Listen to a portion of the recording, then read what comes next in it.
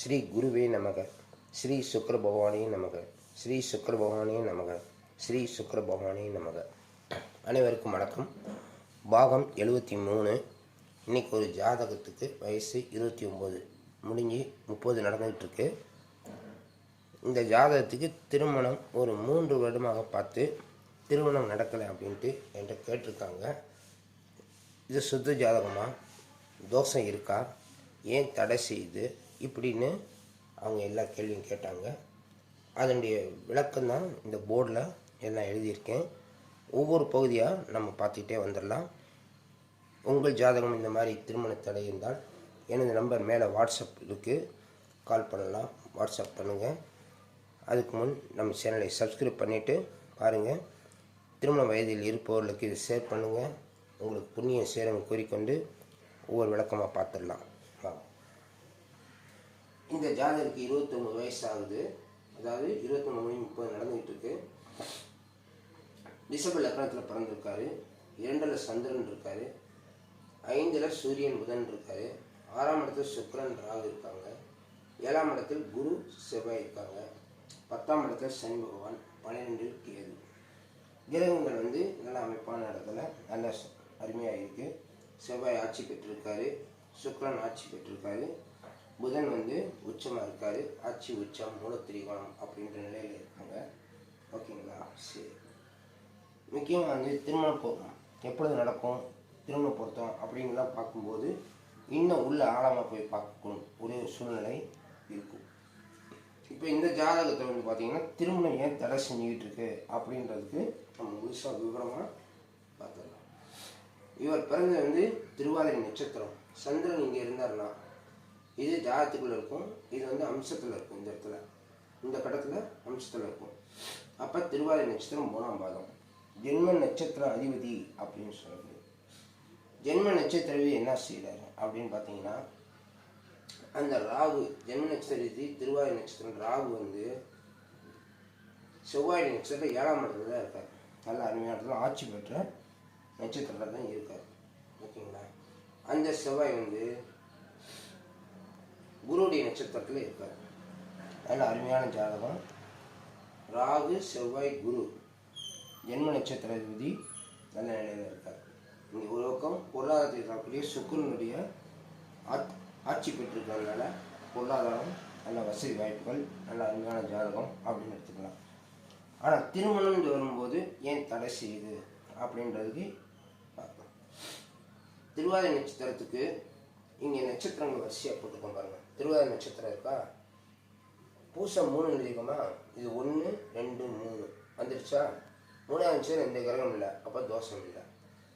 இதில் மகம் பாருங்க, 5ஆவது நட்சத்திரமாக வரும். அங்கேயும் கிரகம் இல்லை, தோஷம் இல்லை. அப்படியே வந்தீங்கன்னா உத்திரம் 7ஆவது நட்சத்திரமாக வரும். 1 2 3 4 5 6 7 அங்கே எழுதிக்கோமா, தோஷம் இல்லை. முக்கியமாக இந்த கிரகங்கள் இந்த இடத்துல இருந்து தோஷத்தை ஏற்படுத்தக்கூடிய இடங்கள் அதெல்லாம் இந்த ஜாதகத்துக்கே செவ்வாய் தோஷம் கூட சொல்லுவாங்க. ஆனால் ஆட்சி பெற்றிருக்காருல, தோஷம் இல்லை. முக்கியமாக திருவாதிரை நட்சத்திரம் பிறந்தவங்களுக்கு திருவோண நட்சத்திரம் வேதியாக வரும். அங்கேயும் கிரகம் இல்லை, தோஷம் இல்லை. திருவாதிரை நட்சத்திரத்துக்கு ரேவதி நட்சத்திரம் 22ஆம் நட்சத்திரமாக வரும். அங்கேயும் கிரகம் இல்லை, அதுவும் தோஷம் இல்லை. கிரகங்கள் நல்ல நிலைமையில ஜாதகத்தில் இருந்து ஏன் திருமணத்தை தடை செய்தது அப்படிங்கிறது முக்கியமான பாயிண்ட்டு. இவர் பிறக்கும்போது பார்த்தீங்கன்னா ராகு திசை 4 வருஷம் 7 மாதம், குரு திசை 16 வருஷம். அப்போ 2016 வரைக்கும் இவருக்கு 20 வயசில் 20-21 வயசில் அந்த குரு திசை முடிஞ்சிருச்சு.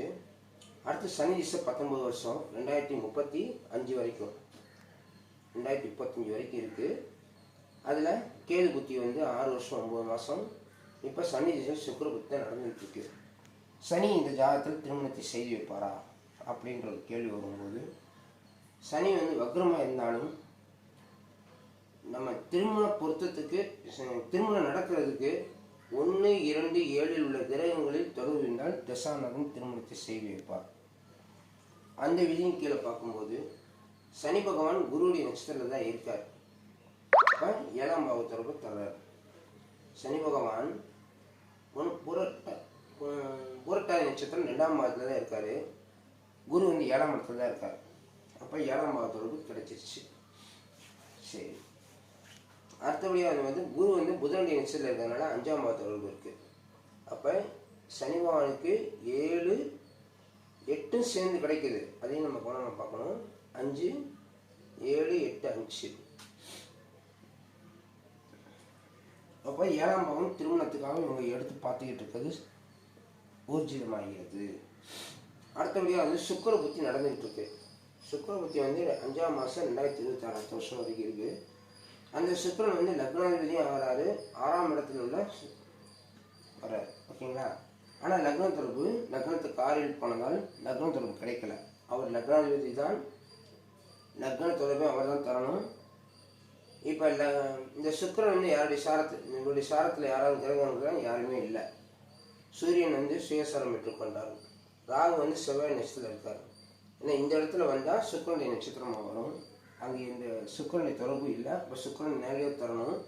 ஆனால் சுக்கிரன் வந்து ராகுடன் சேர்ந்ததால் இவருக்கு தனித்து செயல்படும் ஆற்றலை இழந்ததால் இவருக்கு சுக்கிர புத்தி வந்து லக்ன தொடர்பு கிடைக்கல. சரி, இது ஒரு பக்கம் இருக்கட்டும்.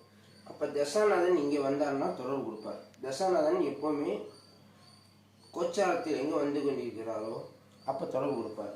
இப்போ கும்பராசியில் தான் இருக்கார்.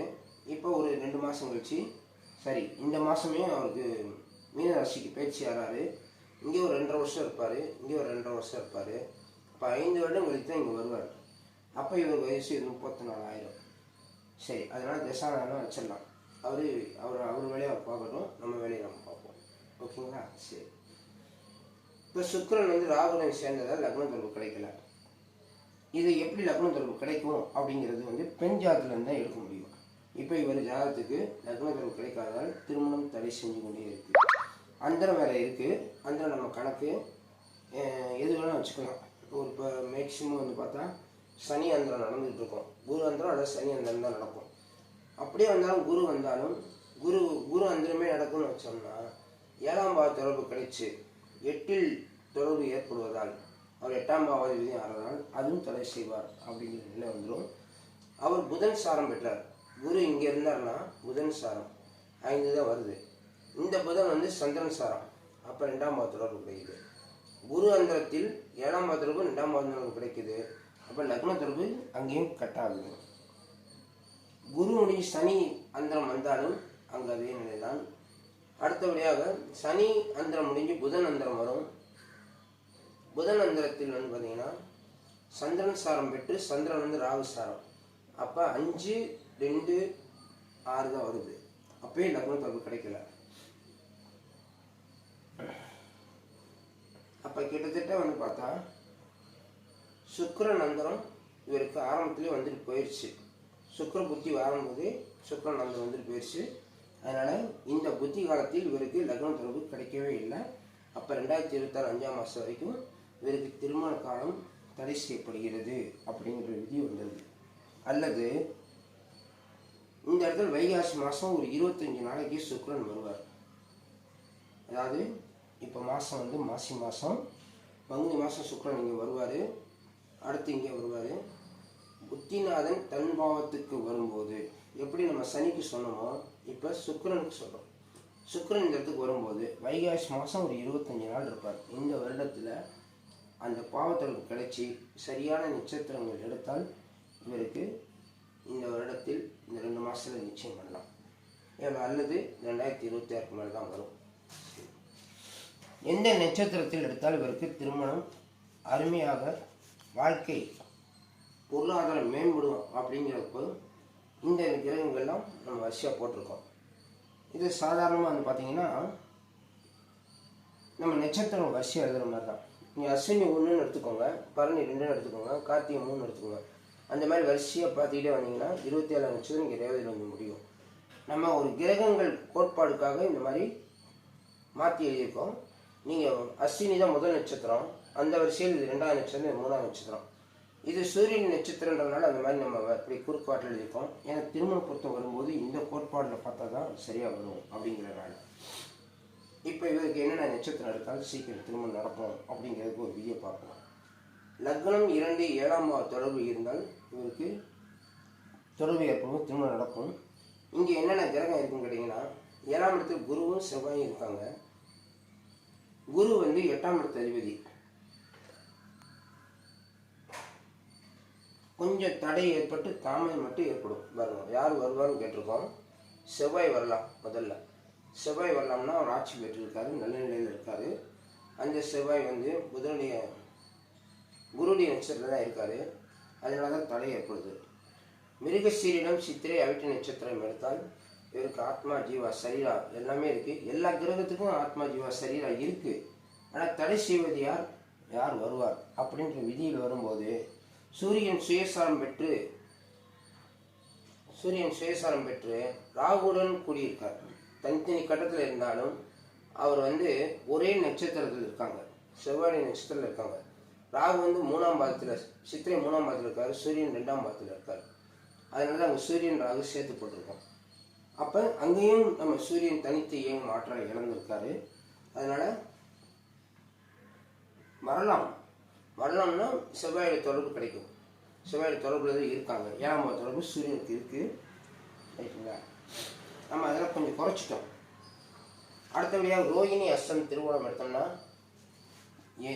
எந்த ஜோதிடரும் பார்த்தோன்னே திருவாதிரை நட்சத்திரத்துக்கு ரஜ்ஜி இல்லைன்னு சொல்லி எடுக்க மாட்டாங்க.